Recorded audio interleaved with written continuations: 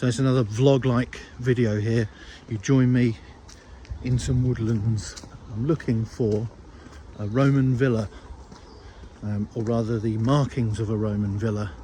I'm in Hemel Hempstead in Hertfordshire, where I think in the 60s they dug up a Roman villa or excavated it, and then for some reason, best known to them, they filled it in again, rather than making anything of it. But apparently recently it's been remarked using football pitch markings, the sort of marking chalk. So I'm just seeing if I can find it in Gatebridge Park.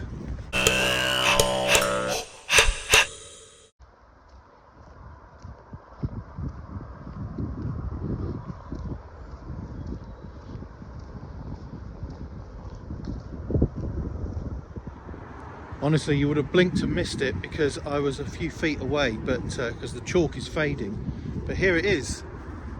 You can see the lines here. So this was a Roman baths and villa, apparently. I'll get a better shot in a second.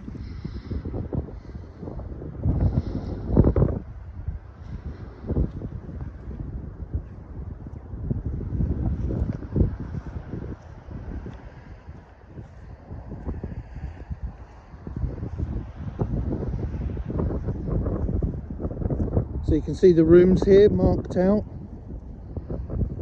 with football pitch chalk. So this is like a little, this is one of the walls, I think.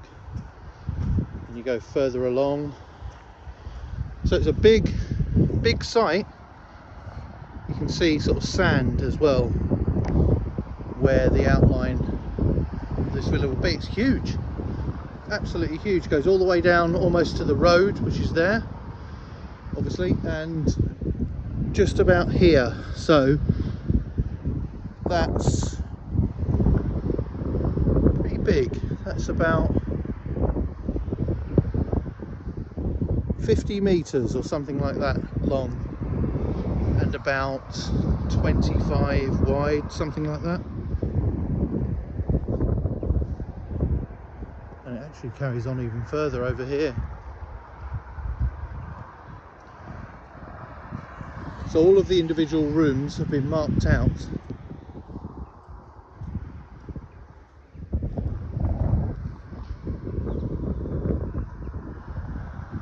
I don't know why they didn't preserve this when they excavated it in the first place and make it into an attraction.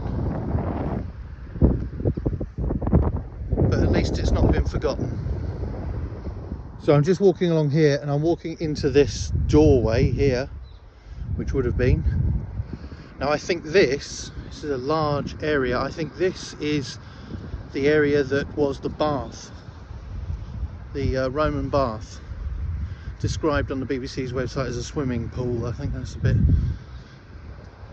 bit modern parlance there, but this is yeah, this is the big area which I think was a Roman bath.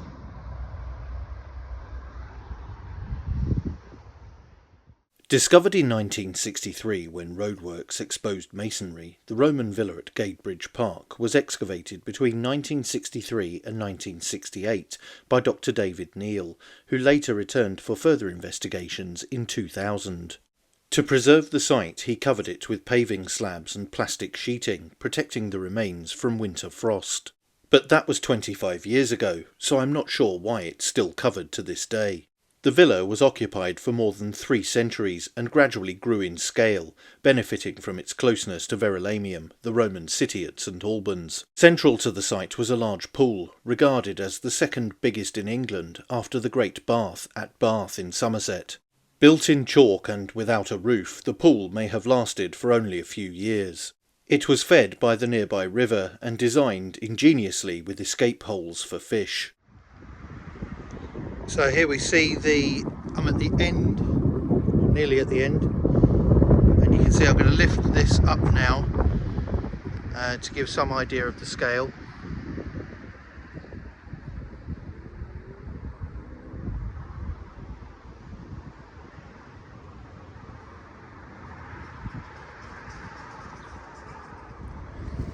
Well, that was a success. Here it is, the outline of the Roman villa, the bath area here I believe, and other assorted rooms behind me.